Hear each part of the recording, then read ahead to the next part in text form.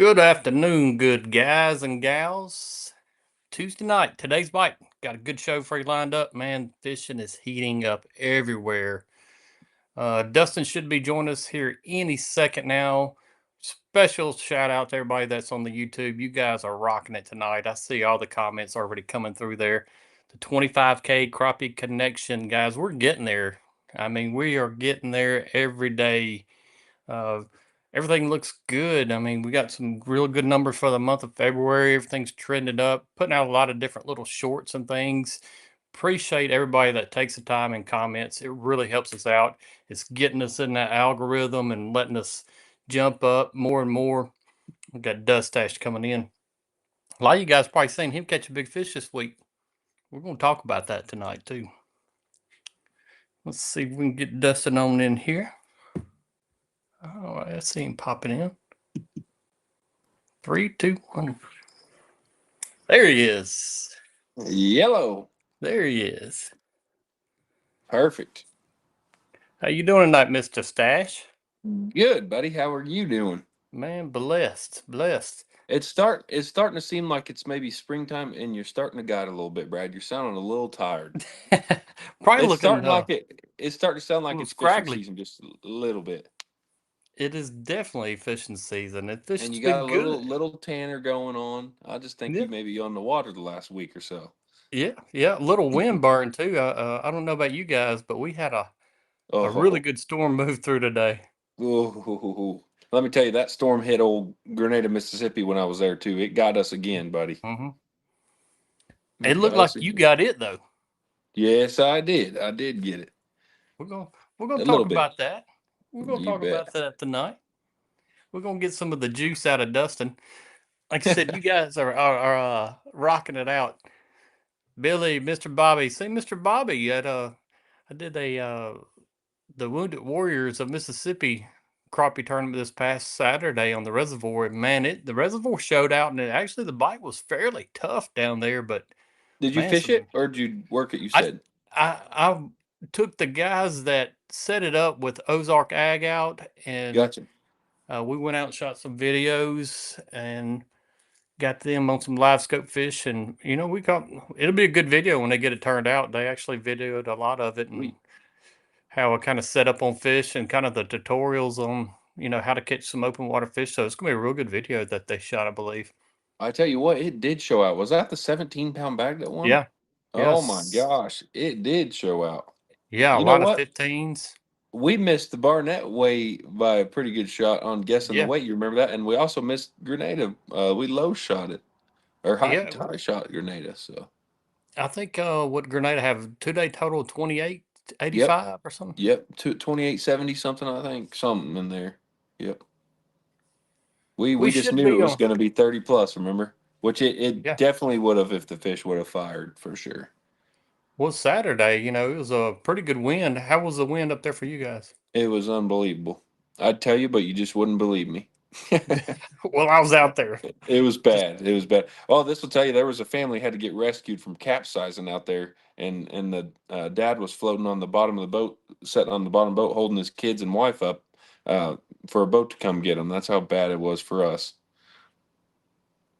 yeah, that's Terrible. the thing about Grenada. You think about it and you think, wow, that's you can underestimate that lake in a hurry on how. Oh man, oh man. And I have the aluminum boat, Brad. I may be the only Yeah. person that had an aluminum boat in that tournament. But when I say it was spooky, there was a group of guys at the boat ramp that just knew they were going to have to come save us out there. But I mean, we had you would be so proud. This is how dangerous it was, Brad. I had the kill switch on. I like it. That's how bad it was. I told my buddy Josh, I said, we left 20, 30 minutes early because I said it's going to take us a long time to get back if we can make it back because it Hmm. was bad. You know how it can get, and it was there. Hmm. I mean, this will tell you it was I'm gonna say 25 to 35 mile per hour gust out there, Yeah. or I mean sometimes better, but it was blowing that bad. Yeah. Even I got another picture of a giant fish last night that was caught. No, let's not talk about that, Brad. Just my fish. I appreciate it though, man. I appreciate you. Hey, Well, let's not take my fire here. I appreciate everybody on here commenting. I appreciate you guys. Everybody's yeah. congrats on the big fish and the tournament. I appreciate you guys. Sorry, Brad's trying to bring up another big fish, but Tony Skeen, he did ask, did you release the monster? And you know what? I'm not gonna tell you it was easy, but we did let her go. I let that fish go, fish of a lifetime, and I let her go. And it was a little bittersweet, but I took Yeah. measurements and took, a video of her and got everything I needed for a replica picture. But usually I don't know if it's the dad in me or the old age coming in, but I would have never, ever, ever let that fish go, if you want to be honest. But Hmm. just being in the sport, I've been in it long enough now that I just let it go. I just felt like they were all doing super well in our live well. Josh took super good care of them, and I know for a fact she made it out there. She's literally swimming right now, and that's kind of a cool feeling that there's a Yeah. good chance somebody can catch her later on. So she's still out there. There's a monster still lives. I wish they would have tagged her. That would have been pretty cool too. But no, they let her go. Not that they really gave me a chance to keep it, if you know what I'm saying. They didn't give you a lot of You options. know, yeah, Carlos, right there. This is going to be a good one. Carlos is sitting there, Brad. You'll like this story. I came up to him, and they have a nickname for me there when I won the last big fish. It's Big Fish Dusty. Well, I walked Hmm. up to Carlos before we weighed in the first day, and I said, "What's my name?" And he goes, "Big Fish Dusty." And I said, "I got one in there." And we were dying laughing and everything. But he goes, "Awesome." So when I got around, he goes, "I got a tape measure to measure it for you." And he didn't even say, "You want to keep that fish or nothing?" He said, "I got a tape measure. We'll measure it for you." I'm like, "Yeah, I get the hint. We're letting her go." So Hmm. we Hmm. definitely it was awesome though. Yeah, we swarmed around her. A fish when it gets that big is just something special. So cool to see. Brandon West says, Dustin, how's the aluminum boat when live scoping? He said Woo. the fish a wounded warrior. Boat slap was hard even on an aluminum fiberglass boat. Yeah, yeah. It's pretty incredible. I feel like at a certain point the boat slaps the same. Like when the trolling motor, is Yeah. coming out of the water's coming over the front of the boat and it's slapping, but I don't think it's slapping any harder than a fiberglass because at some point they're all just boom. And Yeah. fiberglass can be really loud. I mean, if you're hearing it, we were going by boats and you can hear it pretty dang loud. And my boat was kind of the rollers were so big that it wasn't the choppy, smack. It was more like you were riding the Hmm. waves up and down type of deal. But it's terrible, as bad as you would think it would be. Yeah, I see a lot of different guys that turn loose. Kobe said he released his personal best back. That's great, Yeah. guys. Oh I, yeah. I, I don't think anyone kept a fish there, and I know they didn't. I don't think anybody. Carlos would definitely be able to tell. The thing that they do is amazing. I was going to give him a shout out, Crappie Forever, but mainly Carlos, Eric Cagle, Patrick Stone, all those guides there that they're not getting paid a dime. They're coming in yeah. there on their own time, as far as I know. They're coming in there on their own time and taking care of the habitat. They make money off the resource, so they give back. I think that's the Hmm. coolest thing ever. I would love to do that more places. They were sitting there and they had tanks for anybody that don't know. They had two different tanks. One for if the fish was really hurting, they had one to really rejuvenate it, and then another tank that just put them all in. And all them fish were just thriving. I mean, they looked amazing, as good as you can get. And they let them all go at the end of the tournament, but they let them all go like personally scooping them, letting them into the lake. It's not drop them down a tunnel or anything like that. I mean, Yeah. they're babying the fish and making sure they're all put back just in pristine condition. So shout out to those guys, because that's awesome. Every year seeing that, it's like that takes a lot, and them guys are Well, willing to do we want to hear the whole scenario it. of this fish now. We've seen pictures of it. Yeah, We want to hear about man. the whole You know, reaction, everything about yeah. this fish. So you know how you get in the tournament mode, Brad, and you're so intense, and you catch a fish, get it back there, and rock and roll. And we were chasing big fish all morning. So the fish I caught, that fish on the 381 was not the biggest fish I seen even that morning, but better yet the second day. I mean, I seen at least 5 to 8 fish that were bigger than that one. Just could not get them to bite, and it was like one every 5 to 10 fish would bite. I mean, it was Yeah. terrible. I mean, you had to put it on their nose, but you had to picture a 25, 30 mile per hour crosswind you're riding while putting the bait on the nose in 5 foot of water. So but I do remember this fish very vaguely. Don't let me get that twisted. Because Uh-huh. I chased her for 15 to 20 minutes and Oh kept wow. telling Josh, I told him we got to get this fish. We have to get this fish. But I just kept putting it over and over, just sliding that bait perfectly in front of her nose, and she wouldn't give the time of day. Sometimes they'll, the bait get there, they run under it, Yeah. Yeah. run beside it. You know how it was, and I finally got her. She was, and it wasn't even a nose up bite, which I was Yeah. telling people that like normally, when you catch their attention, even going a mile or 2 mile per hour, when they nose up, you're like, all right, we got him. Here he comes. None of them really big fish would nose up. I just happened to cross her path with my bait just right while she was swimming, and she's going a mile and a half per hour or better. I mean, they're scooting. Yeah. And you know, Brad, but it's hard to explain. It's a whole different animal out there when you're chasing those fish. It's nothing Yeah. like you would picture crappie fishing. You're chasing these giant fish that are trying to run from you. So while they're trying to run from you, you're trying to convince them just grab that snack. It's easy. There's a snack floating in front of you. Just open your mouth. And I Uh-huh. just kept trying, and finally I drug that just right. It caught me off guard because I got it in front of her so many times, but that bait just got her just right, and she just popped it, just opened her mouth, barely popped it in, and I Did you had. feel it when she actually hit it, or you Oh just yeah, seen it more? no, I felt it. Didn't even see it. Didn't see her move at all. Different. She's swimming in place in the bait, and I just felt the pack pop. Well, I mean, I don't know if she was yawning and the hook ended up just going in her mouth. I mean, that's how what Yeah. I felt. I had to get it that tight to me. That water's as muddy as I've ever seen it too. It's Yeah. chocolate milk water. So, but when she popped it, I set the hook and drug her to the surface, and I mean, I seen her and knew it was a really nice fish, but I drug it up, and Josh netted it immediately and just sucked it back there. And I kind of got a glimpse of her in the net, and I was telling him, I said, "Is it 270, 280?" I said, That's a good one. We needed her." And he's kind of being quiet, and he's, Yeah. we're riding the way. You know how it gets. We're riding the Yeah. waves, and I turn back, and he's got the scale set up on there, and we're riding it, and he's looking at the scale. He shakes his head and takes the scale back off and re-zeros it, and he hooks it back on because hey, we're from Grove, Grand Lake, Oklahoma. We ain't seeing fish that big, Yeah. And he weighs it again. Now, my buddy's not a cusser. We don't cuss very often, but Yeah. there was some words said. He said, "If this scale's working, you're gonna sh." And I'm like, what? And he goes, "What's your biggest fish?" And he said, "What's your personal best?" I said, "It's a 338." And he said, "Oh, you beat that." And I'm like, "Are you kidding me?" And of course, I set my rod down and had to go look at her because you Yeah. can't just let that fish like, yeah, throw her in the live well.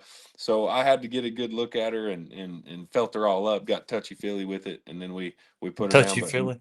yeah, that was a rush. That was a rush of a Oh, lifetime. And I'm not through quizzing you though. yeah, that's okay. I appreciate everybody's comments for sure. Thank you guys. I also want to say I was overwhelmed with messages from everybody. Yeah. Facebook text messages have no clue even half of the numbers that congratulated me. I just appreciate it so much. All the guys off of today's bite, everybody that was excited to hear about it and the story, super awesome. There was guys at the boat ramp. Shout out to them that was there to see me, and I Yeah. got to meet them, shake their hand, and three or four guys I got to meet from Crappie Connection, and Yeah. all over the place. So that was just cool. Very very cool experience in a good time for Well, sure. I'm gonna squeeze some more juice out of Yeah, you I know here you ain't now. done. Hey, let I'm me not let me keep done. going though. After I catch that fish, I figured out when she bit, and I'm not exaggerating, 15 to 20 minutes I chased her and Yeah. dropped on her probably 20 to 30 good drops. And I always say like you got to get it perfect or I'm not going to leave her. Like I got to know she's seen it. And I know she's seen it probably 20 Yeah. times. And finally the 21st time she did. So then I'm like something tricked in my head. I'm like I'm giving up on these fish way too fast. I've given up on 3 3-pounders before I was like, I'm not giving up till she does something. So when she bit, I put in my head, if I find a tournament fish, just don't leave her alone until she bites. And I Yeah. and I pretty much did that. The very next fish was like a 270, and I chased her for 15, 20 minutes. I mean, I just stayed on her, and she finally bit and caught her. And then my blood started pumping because I'm like, we're in this one because I just figured out if we don't give up, because I was, you know how it is, Brad. I was chasing them, and when they wasn't giving any reaction and they're turning Yeah. away over and over, I'm like, all right, I'm done. Let's go find a Gets new one. frustrating. We Yeah. yeah, yeah. You get so oh, I had to set the rod down, take a breather a Hmm. few times. You know how it gets.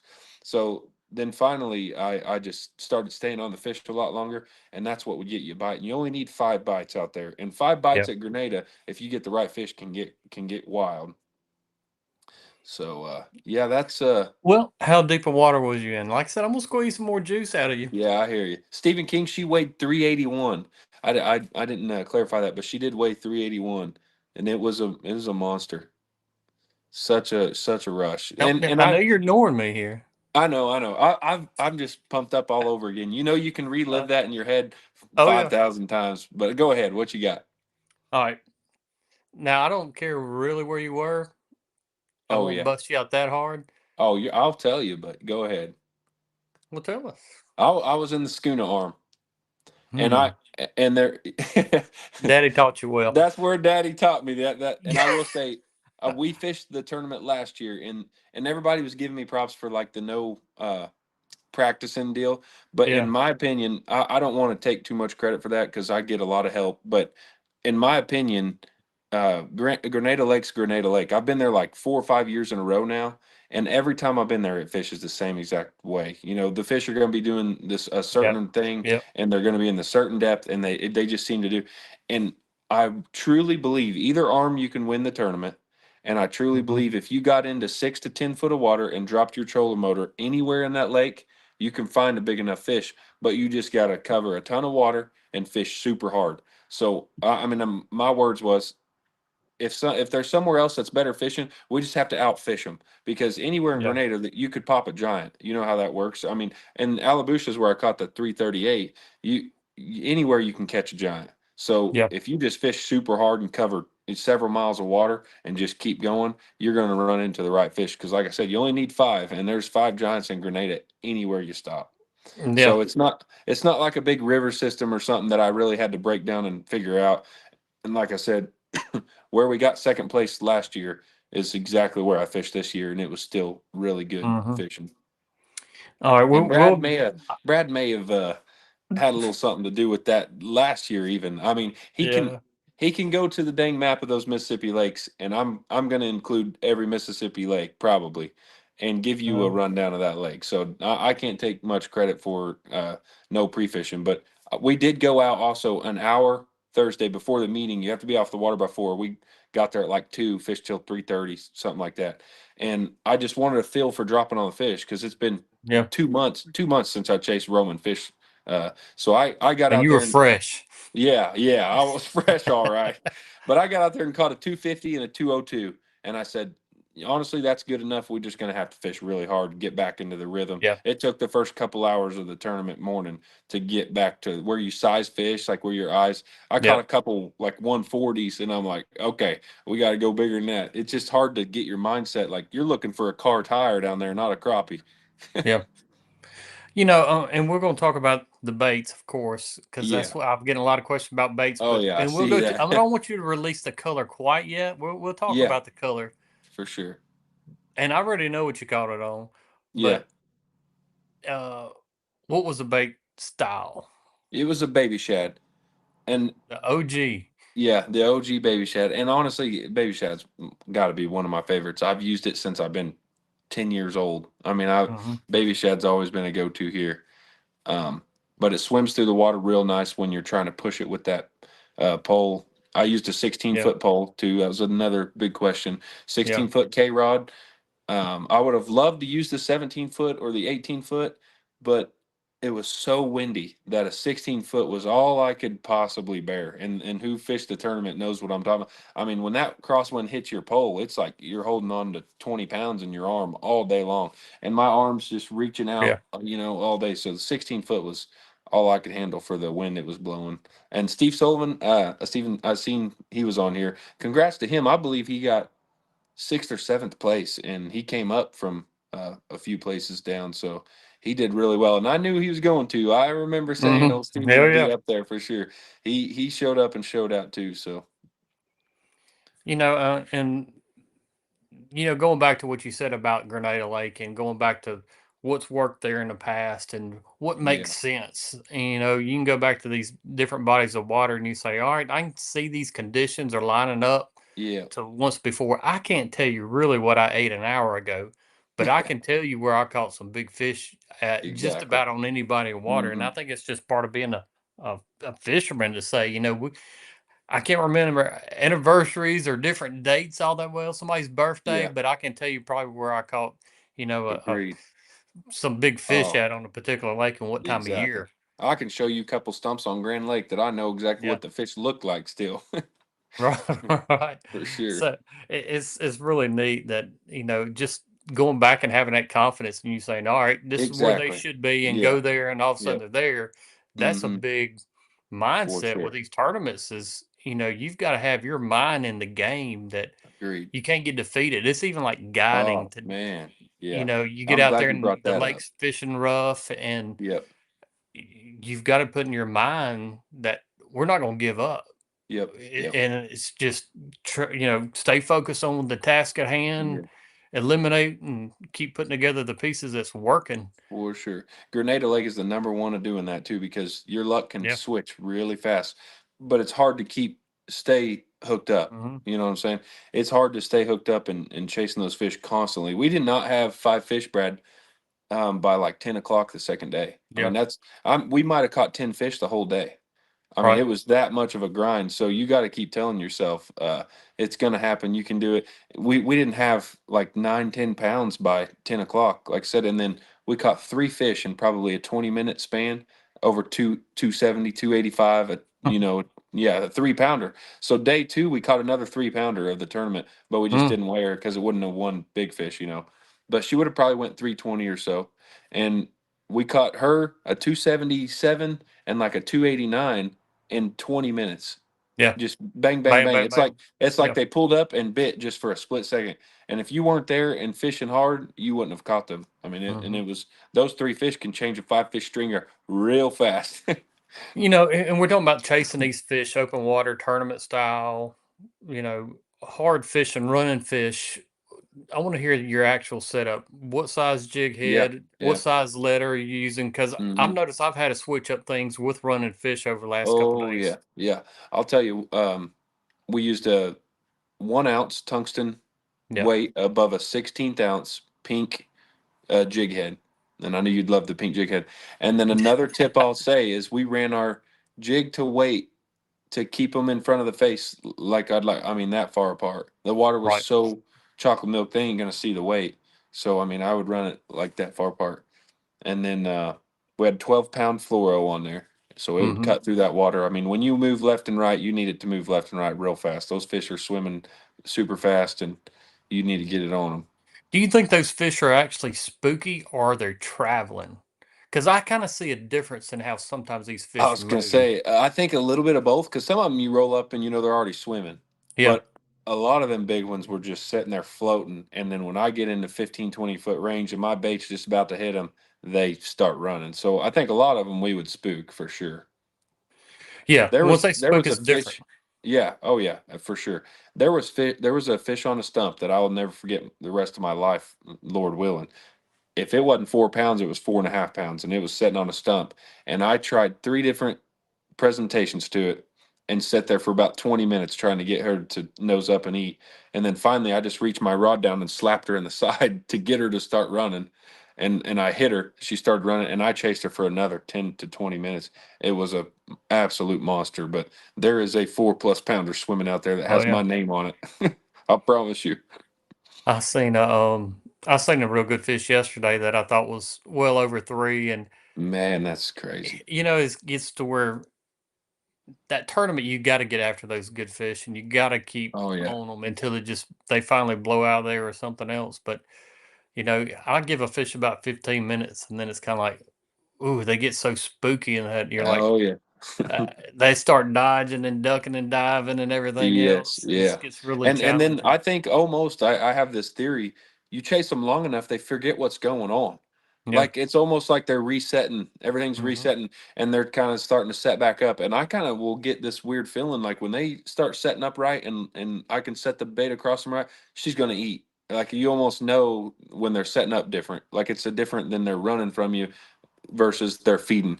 Some Hmm. fish out there are actually just going down and up and they're feeding. They're coming up to find shad and they're just chasing. And if you can get the bait in front of them when they're on bottom and they go to nose up just to do their thing, and that bait's in Yeah. front of them, they'll, 9 times out of 10 they're going to whack it. But you got to place it just perfect.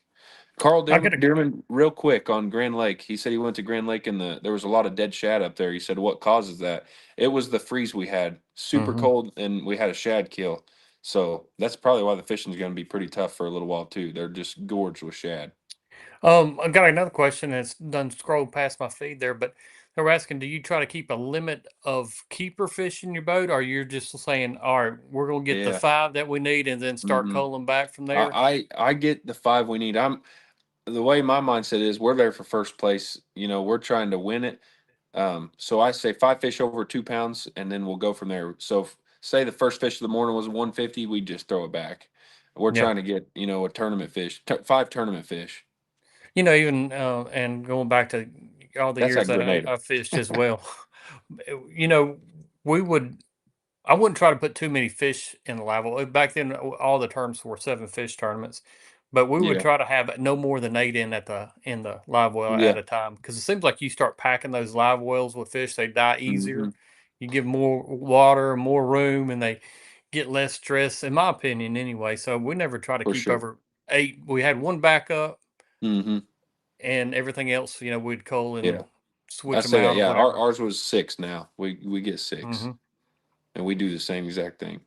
But But I yeah, I mean, if think you would catch a small one though, Brad, would you just throw it back, or would you like, man, we better just keep it for just in case? it kind of depends on the confidence that we had in that Yeah, day. If you're like, all right, we're on a good pattern here. There's no yeah, reason to keep a fish that's clearly not going to do anything in the tournament.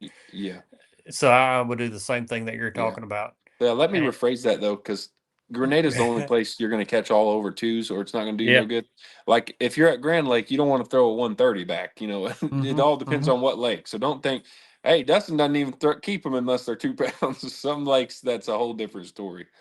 Another thing that I noticed here, are in Mississippi for the past for sure week, I've started noticing that these fish are separating by gender. There's more females a Oh little yeah, bit yep. staged up different. You'll find pockets of nothing but females, and then you'll find a little area of males, and they're starting to really separate here. That if I'm catching males, I know I'm not in the right area to catch the big females. So it kind of lets me know real quick. You catch a male or two, I'm gonna back off and go a little bit deeper, typically, or at least I'm gonna change areas. But did you notice those fish are actually starting to Oh yeah, separate? yeah, a little bit. I mean, I say that, and the 3 pounder we caught day two was a male, and I took Wow. I took a video and didn't get it. My buddy, Ah, I had it on video and I told him, okay, start it. And he hit video and so what paused it. But I played the video for you guys with the black butthole. You guys would have loved the video, but I didn't get it and we were in weigh-in line. one But it job. had it had the black around the butthole. So and I was Huh. so proud too. But it was a three, like I said, it would have went 320 or so. And it was a male. That was a beauty, but mainly female. If you're catching a tournament fish, you're going to be mainly having those big females, and the females were a little deeper water. I feel like Brad, like you said, and the males were kind of sliding up a little bit. Thomas, I'm not looking for any reels at the moment. I've got plenty, but I appreciate the advice on that selling those president reels. Oh yeah. Mr. Charles, I saw where he said he caught a limit of crappie. I know he just got live scope, guys, and Oh. he got out there and he got the live scope. He even told me this afternoon. I think he's coming after you, Dustin. Oh. Hey, He's gonna pecan cream. replace. I like he was using that pecan cream. Yeah, yeah. He's gonna get you up. Hey, that's okay. I don't blame you, brother. Yeah, I mean, But man, What's yeah, up, that guys? Natural State, JC, Working Man. Appreciate you guys joining us. Got 203 likes at the moment. See if we can bump that up, guys. I know you can do it. Hit that thumbs up. Hit the like button there on the Facebook if that's where you're watching from. Definitely appreciate everybody's support. Got a new podcast coming out tomorrow at 5 as well. It's going to be a good one. We've got two legends of the sport, I would say, Mr. Jerry Hancock, which I hadn't seen him comment tonight, so he's got to be on here he'll somewhere. probably be on Yeah, here on a minute, but he ought to jump in a minute. Yeah. got him and old Mr. Huckabee's on there with me on this podcast. It would be us three talking about. Oh, I won't tell you. You just have to watch the show. The podcast comes out tomorrow night. But let's get on to the next step. I know I asked you before the show. I was like, you got to get a bait. You Oh got to yeah, show yeah. us the bait you actually caught that fish on. The one I actually caught on is still on the hook on my boat, but I grabbed Um, another one. So this color of bait is the only thing Bobby Garland has it with right now is on the itty bit mayfly. But they're going to be releasing this color on other style of baits. But that right there is called Wonderbread, and you guys heard me talking about it last week. But it is mhm. called Wonderbread, and it is a deadly color for the right scenario. But I heard a lot of Doc talk about white baits, seen a lot of white bait stuff Yeah. on Facebook. But you remember John Mayo said I'd keep that Wonder Bread on. When I was fishing Grand, I said this Wonder Bread color really stood out. I went through 3 or 4 different colors and it did really good on Grand Lake. And he said it kind of the same thing was going on at Grenada. So this was the bait I went with. I will say, I mean, this did stand out for me, no doubt. But I will say, we had minnows for backup, like to Mhm. tip a jig with a minnow. But you know how Grenada is. If you get that fish, the bait in front of that fish, I almost think you could have a 5 inch baby shad like that, and they're going to turn up and knock your arm off with it. Like they were just, if you hit them just right with the presentation, with a softer plastic, that they were going to eat it, no doubt in my mind. But Wonder Bread is what I had confidence in, and I dropped it about 99% of the time. We had Grenada Gold on, Brad. You'd be proud of Mhm. that. Of course, you know, and I won big fish last time with an itty bit Grenada Gold. Yeah. So I have a lot of confidence in Grenada Gold there, but there wasn't we were getting cloudy, murky style weather to sunny to windy. So I just tried to stick with a shad profile bait and with a brighter color.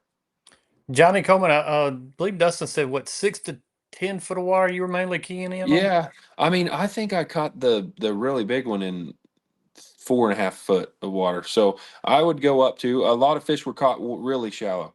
I wouldn't have, we caught 250 scouting in 3.5 foot of water.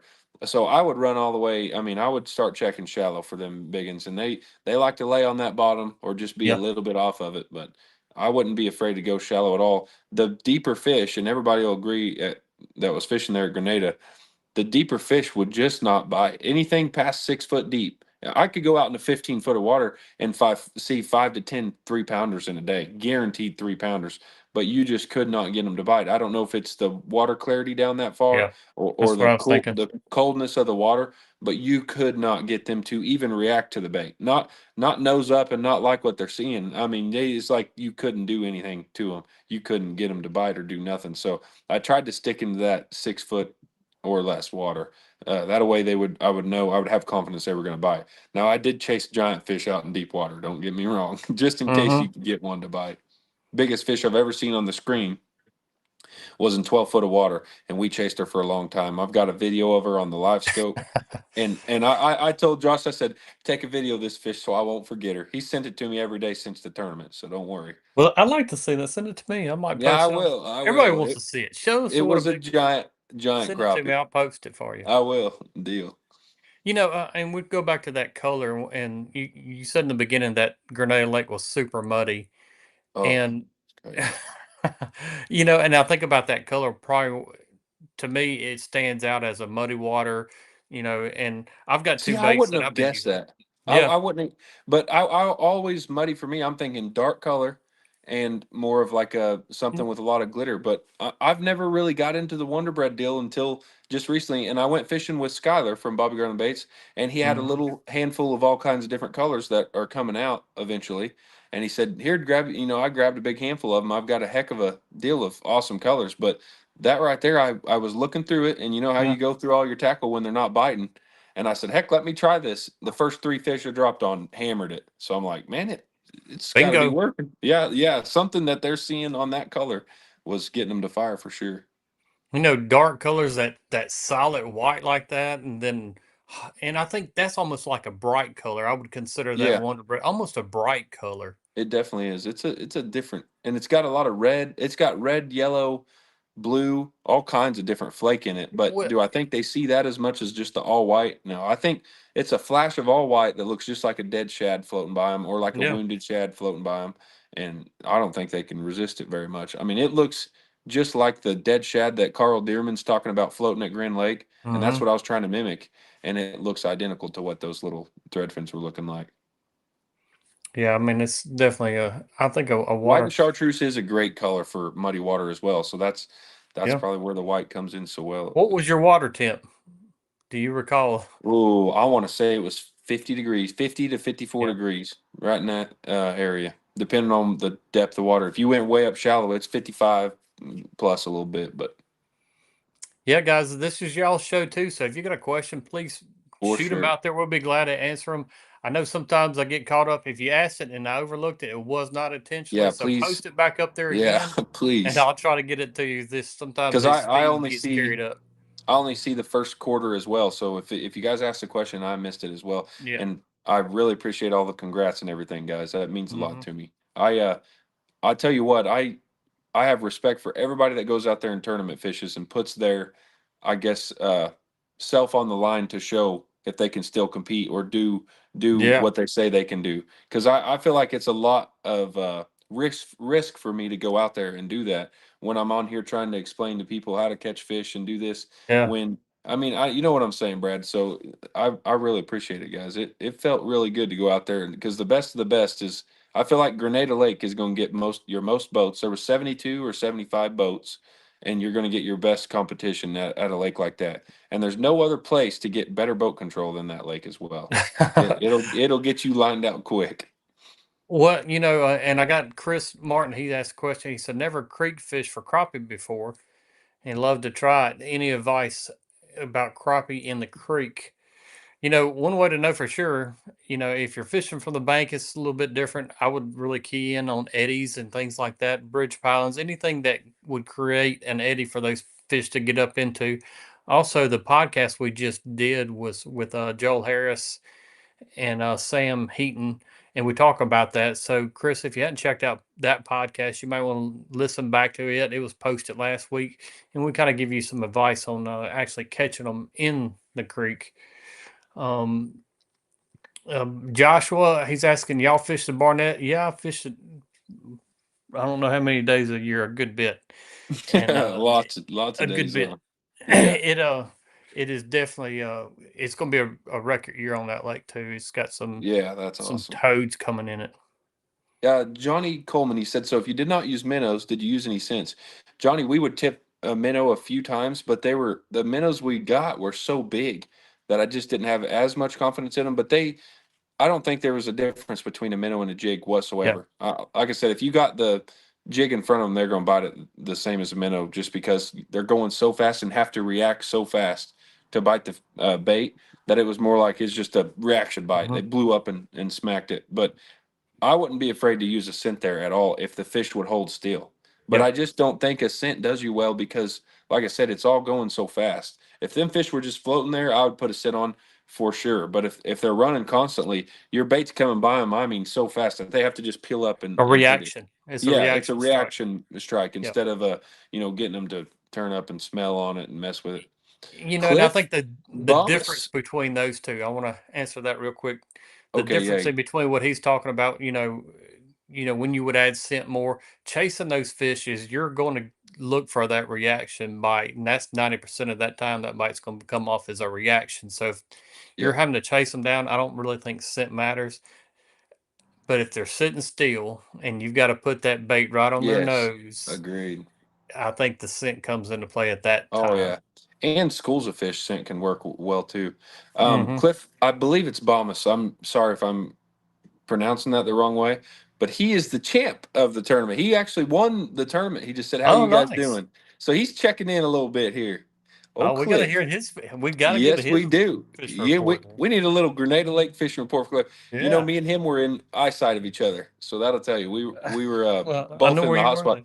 He was just up shallower than me. He got up Mhm. shallower than me, and he said also same story. I don't. I think he said he had like 9 or 10 pounds by noon, And then from noon to 3 o'clock, Brad, he caught a winning sack. So that'll tell you how Yeah. quick Grenada can just turn around and blow your mind.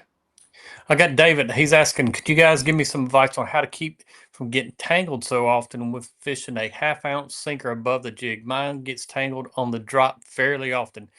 David, I would ask this question to you. What size jig head are you using?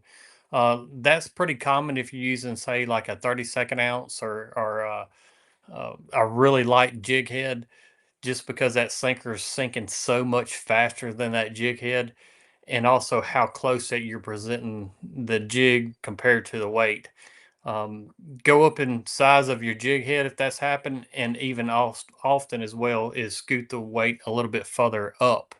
But I would be willing to go out on a limb. I can't say I guarantee it, but I would say you're probably using a really small jig head for that to happen a lot. Yeah, yep, for sure.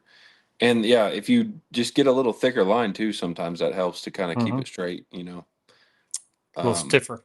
yeah, Carl asked, what makes them fish run like that when you're trying to chase them? Yep. Carl, honestly, I think a lot of it is the pressure. They learn, hey, last time I heard that little slap in the water, I got hooked or I got baits, in front of me. So I think they're super pressured, but they're also just spooky to boat slap when they're that shallow. They're in 5 to 6 foot of water. And when they hear anything disturbance wise, the trolling motor, whatever, they'll just start taking off. And when I mean running, they run. They'll take off. It's a whole different fishery, like I said. And sometimes that we're seeing them here, and these, especially these flat fish, these flat uh, Hmm. bottom areas. Those fish a lot of times are traveling. That's what I've always Yeah. said. I see a fish come by the screen, and it's not like he was spooked or Right. anything. Because sometimes Yeah. you're just sitting still almost, and you'll see them just True. come by, Hmm. And you ever and been, I they're mean, traveling. chasing one and another one just Yeah, pulls up off the bottom? That we did that several times absolutely. too. Just chasing a good fish and then a bigger one, you kind of just spook up off the bottom. So it's definitely, they are just moving around. And we were on a flat as well, Brad. Mr. Charles is gonna be jealous. Dustin, I see you actually got a hug from Dustash at the weigh-in. Oh yeah, yep. At the registration, he had the shirt with my face on it, so I had to give him a Yeah, hug. that was a great shirt. Yep, he had the shirt on. That was great. But Carlos said the boat displaces a lot of water and the fish feel that. Absolutely, I agree. Especially when, like I said, they're that shallow. If them fish were 15 foot deep or something, they're not gonna do near as much. And here's another thing I learned with those: the windier it was, the more you could sneak up on those fish. I think the disturbance of all the water is just your boat can sneak up on them. Holding the bait on the fish's nose is a whole different story. But Yeah. you could get better, closer to those fish when it was just absolute wild wind. I mean, Hmm. because I think so much was going on. But we also, when we left early, there was so much wind, Brad, that the water was so disturbed your live scope couldn't see, like from all the wash up Oh bubbles. yeah, yeah. I I've saw never that s- today. I've never seen that before. Yeah, But it that's was, the water was rolling so hard that you couldn't see your bait or fish in the water because the bubbles and just stirring the water up. It's unbelievable. I got we're going. Yeah, JJ Collins says he said they're running like a scalded dog. Absolutely. Yeah, you ain't lying. Steve Reynolds said, Dustin mentioned a few weeks ago, put a couple bobber stops, okay, between your weight and jig to keep them from getting tangled, and he tried it and it works. Hey, I wouldn't lie to you, Steve, buddy. That's a good tidbit there. I would put, yeah, that's another tip if they're not using that on the bobber stops on the weight. So 2 or 3 bobber stops on each side will Yep, eliminate that a little bit. It keeps that line straightened out. a So little bit def, stiffer. definitely try that. Yeah. I got some good questions, guys. Y'all keep them running up here, Yeah, good tips and too we'll keep from them. everybody. Cliff Bowman said the fish laying on bottom weren't running. So Hmm. Steven Sullivan also said the rain is your friend on spooky fish. That's another tip. When it's Hmm. raining good, the fish don't spook as bad. But a few really big key fish we caught were laying on the bottom as well, and they just were kind of nosed up. And if you could get them to stay still long enough, they would turn up and smack you too. The shallower the better for that though, for sure. And got the crappie hound. He's asking, does sit help in muddy water more than clear water? I would say probably not. I mean, uh, if they're sitting still, I don't. Sitting is always in my mind. I don't think it hurts anything. Hmm. So I'll apply scent. especially if it's a tough bite. Agreed. Those running fish are a little bit different. I don't think scent really matters if they're running that hard. Yep. Yep. I think it's more about that reaction for them fish to see it. And even for me, the last 2 weeks, I've upsized baits, and everybody that's listened to the today's bite, and you hear all my fish reports throughout the year, and I'm absolutely in love with itty bit baits until right now. The water's muddier, the fish are more aggressive, and typically, if they can Exactly. see it right now, they're going to strike at it. Yep. So I've been using nothing but 3-inch slab slayers, and these are the two colors that I've been Oh using man, yeah, hard you and are in heavy. muddy water. Yeah, but Those are these great fish when they colors. see it today, wind here was 25 to 35, and uh, I mean they would smoke them as soon as they seen them. It was just the trick to getting the bait to them to say, and 30-mile-an-hour wind was actually a challenge, but once they see it, they would come and get it. I Yeah, missed that for sure. question. Tyson, oh, I just lost his question there. But John Okay. Mayo, he said the best day to fish Grenada is on a good slow rain, and it will cut down on the boat Mm. noise. How close was my last week fish report on Grenada, Dustin? John Mayo, your fishing report just so happens it was dead on, buddy. I really Yeah. appreciate the fishing report and you helping us out on Grenada because yeah, like I said, you were dead on, buddy.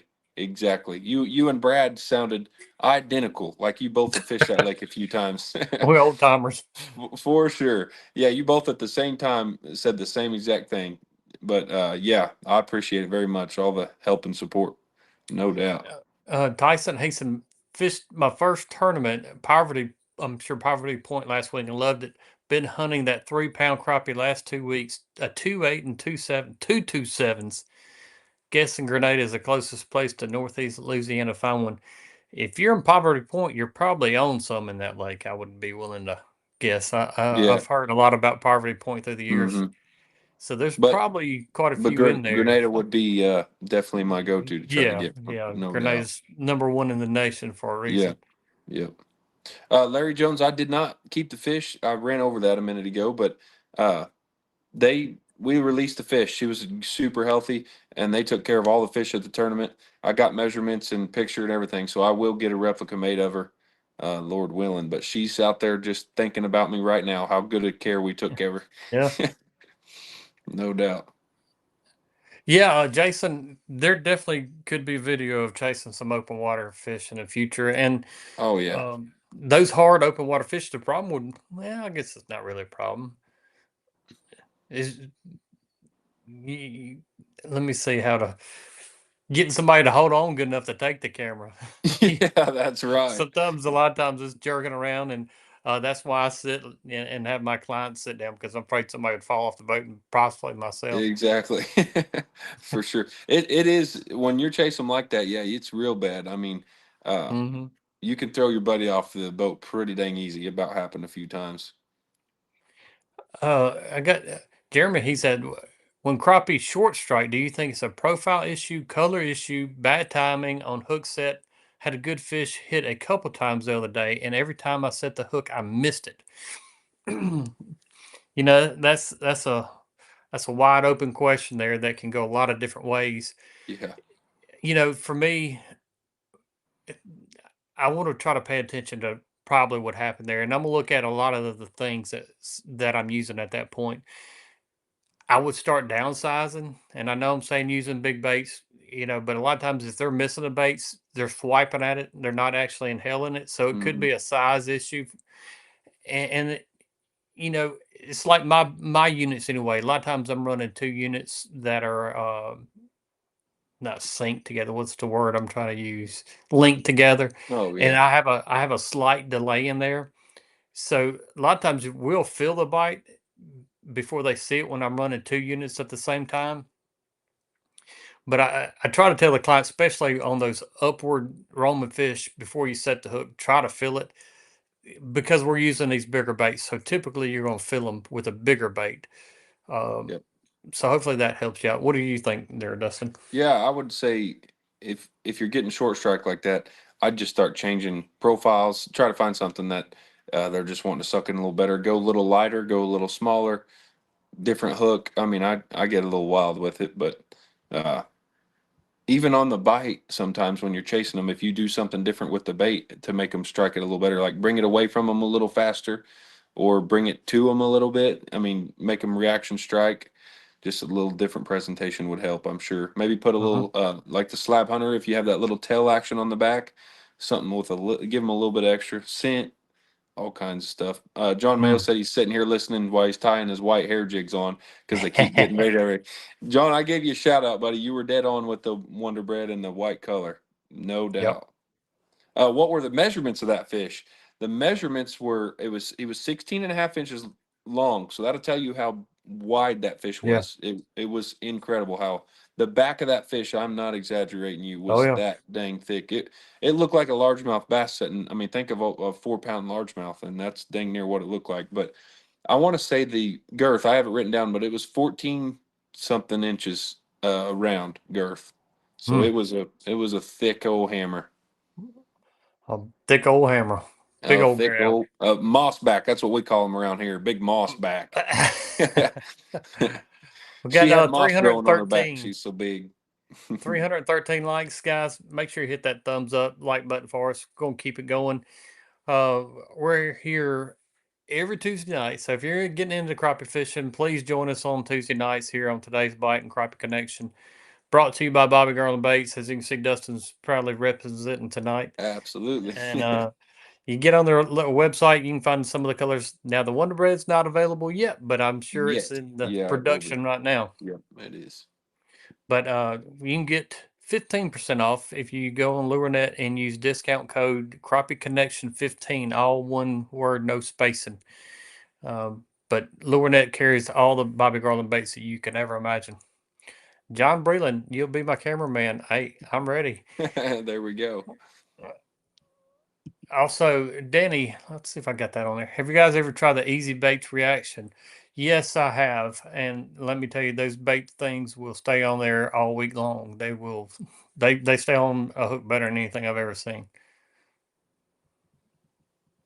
Yeah, speaking of short strike, I followed one the first 10 minutes. You can get there early to your spot, and 10 minutes Yeah. before the tournament starts, I followed a 3+ pounder all the way to 7 o'clock, dropped down on her, and she short strikes me. Oh, and you would Now, get one shot. You get one shot at him, and then I could not get him to I bite do want twice. to, that you kind of brought it up there. You know where I was probably going with that. If a fish strikes it, will you go back and still try to fish for it? Tournament scenario, yes. I try and try and try, but you shouldn't. I mean, you're wasting your time. And well, I say that. Brad, have you Hmm. ever? I mean, I've hooked fish, brought them all the way up to the boat, came off, and then re-caught them. So it all depends on the fish. They just were in a terrible mood that day. So it's every day's different. I would definitely keep chasing the fish. So don't listen to me there. If it was a good fish, I'm chasing it again, and there's a chance if you got her to bite once, you can get her to bite again. Bobby Yeah. Yarno, he said, "Did you try casting to him at Grenada?" I'm going to go on a limb here and say there's no way where I was at that time frame. There's no way you could cast to those fish. I would love to cast to them, but it's just Why? the water's so muddy and Yeah. and so cold that they just don't want to be chasing like that. I mean, you had to really finesse and put it in their nose.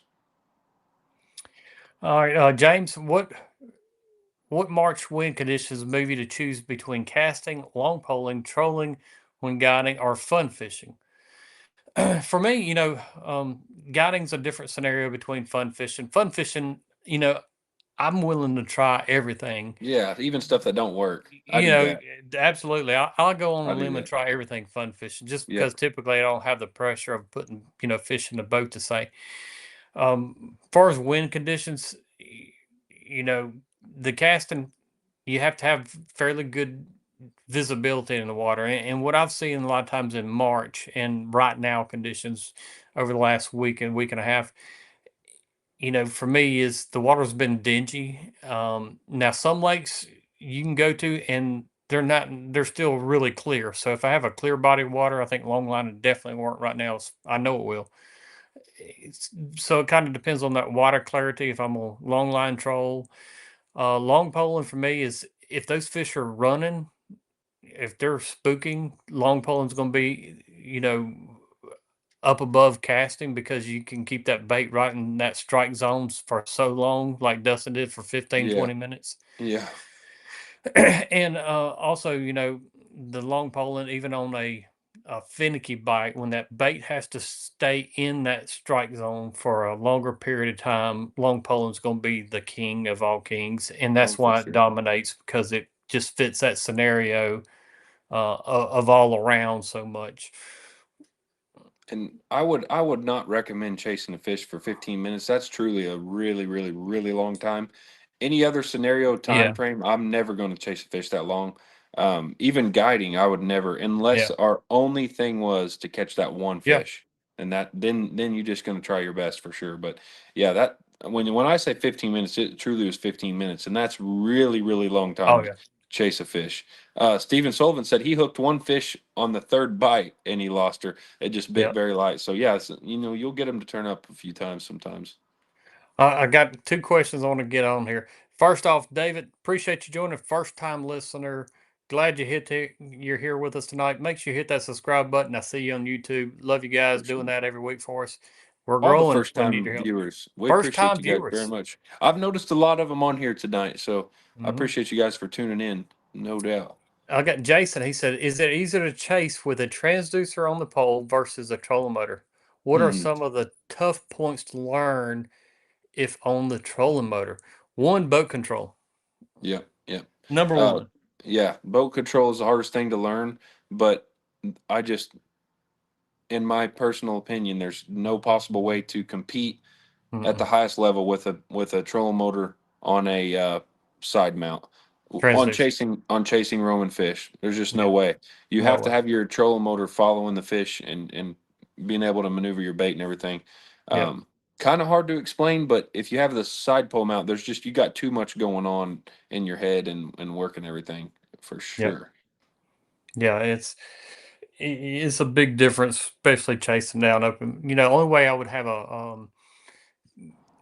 on a pole to say is if I was going to fish a fixed position Yeah, crappie all the time. for Open sure. water fish, trolling motor is going to be the king. Yes. Jonathan, he says from GA, headed to Grenada this coming Saturday for a week, hoping to put my dad on a 3+ fish. He's got a 3 pound blackfish on his wall, and it would look good with a whitefish beside her.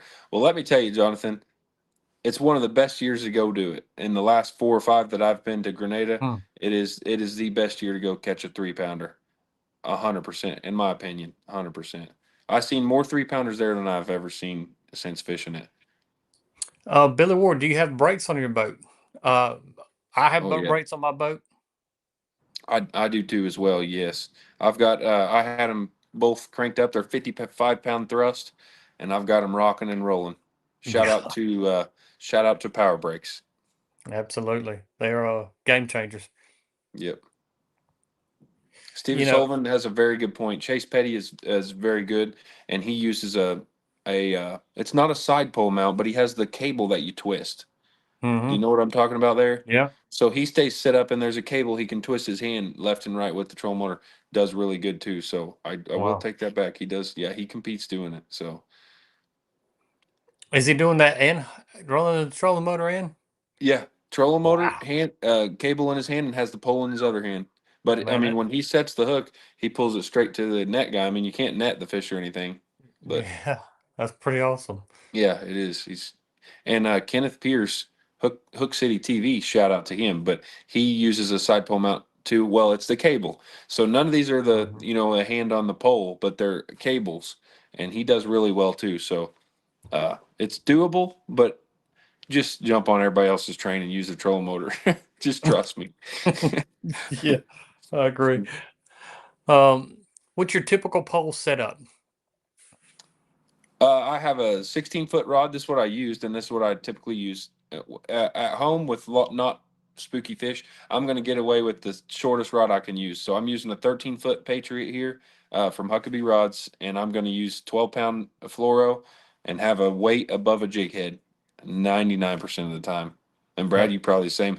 Whatever Mhm. weights I'm using will vary how deep I'm fishing, how How spooky the fish, fast? how Yep. windy the fish, or how windy the water is, and I'll go with as light as I can get away with on that as well. So as short as I can get away with and as light as I can get away with.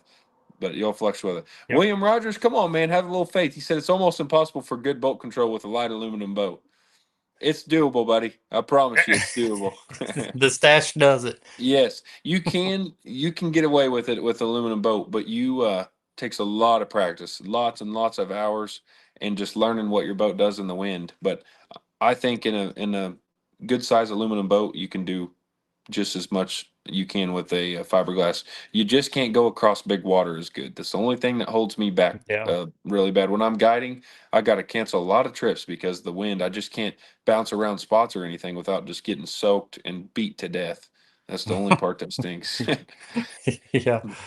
But I would Yeah. almost go on a limb here, and it's crazy to say, but when you get good boat control and you have a super high powered trolling motor and a super high powered brakes, you can move an aluminum boat a lot easier than you can a fiberglass boat.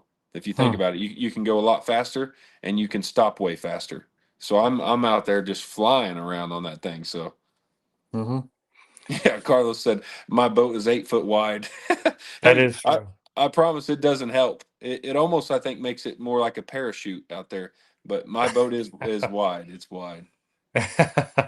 The wind though, when I would let this tell you how windy it was at Grenada. When I would let off the trolling motor, Brad, we'd go 3 mile per hour. Back like with the wind. Two and a half, 3 mile. I mean, it would just blow. Yeah. We would just soar. Hey, I So was I there would today, bro. I was So out I there would I today. would I would go way upwind, like when I about run out of my spot, and then I'd let the wind turn my boat around, and then I'd let my boat just glide, not touching anything, and just scan while my boat was going. And then when I seen one, I'd just turn the boat around and chase that fish. I just posted his picture on here. Here's Mr. William Rogers from Kentucky with that 437, William. We want to hear your today's bite. I know you got a Oh 437, but yeah, we're gonna put you on there, and definitely a big congratulations. golly, The fish of a lifetime. Looked like to be a big hybrid to me. I don't know if you guys seen our yeah, Facebook post or I not, but did. Yes, that giant was awesome. hybrid.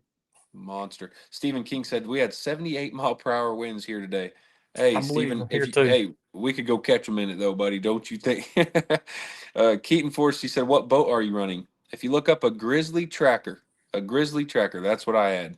It's a 2072 Grizzly Tracker. Is a 20 foot, 72 inches wide. Yep, yep. All right. We'll get a couple more questions, guys. We got to get out of here. Time's getting thin on us, but we'll be back here next Tuesday night. Make sure you hit that subscribe button, turn your notifications on, and get out there, man. Get after these fish. It's the time. You Oh look for yeah, these yeah. big Hey, it's mamas; running those are in out my there. They're veins now. roaming. They're hungry. I'm so fired up, ready to rock and roll. Got trips booked, and I'm ready to go rip the fish. I'll tell you, I've had a good enough break. It's time to go. Mike, he says, "What brand transducer mounts are you guys running?" You know, I'm running just the regular old 0 degree mount that I got off Amazon at the moment. Now, if I was fishing a lot of timber and junk all the time, I would probably look into the zero mount they got from Cornfield Fishing Gear. It looks like it's a tank on there.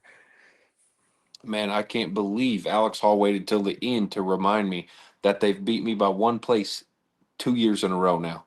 Thanks a Oh, lot, Alex. I appreciate it, buddy. They are Grenada Lake guides.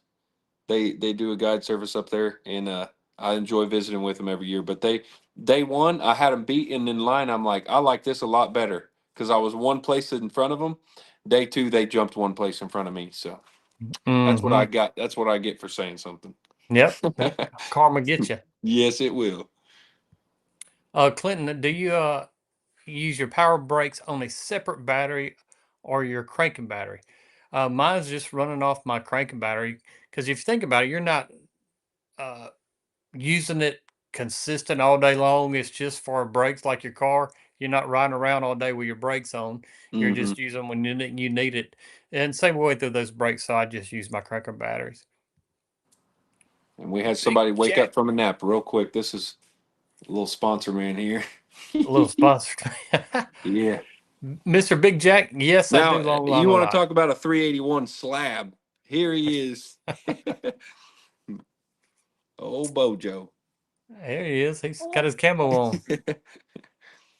He's camoed out. Oh, yeah. Alex Hall said you're welcome. Yeah, I knew it was coming. Now we just had the battery expert come on here, the mad scientist Uh-oh, of mad lithium. scientist. It can draw your cranking battery down if you use a lot. Most people can use cranking. Probably Dustin couldn't, but I'm sure if you're running an Eagle lithium battery, you can run it all year long on it. And things last forever. Let's nickname him Wonderbread. He's like a bread rolls. He get Oh, he oh. likes it. Yeah, yep, he likes it. Well, guys, it's been a great show. Appreciate everybody's time for joining us. We'll be back Thank you next guys very Tuesday much. night. Yep. It's been fun. Bye, Bo. We see you, buddy. Yep. We'll see you guys next Tuesday. I appreciate you all very much. Thank y'all. Holla. Maybe.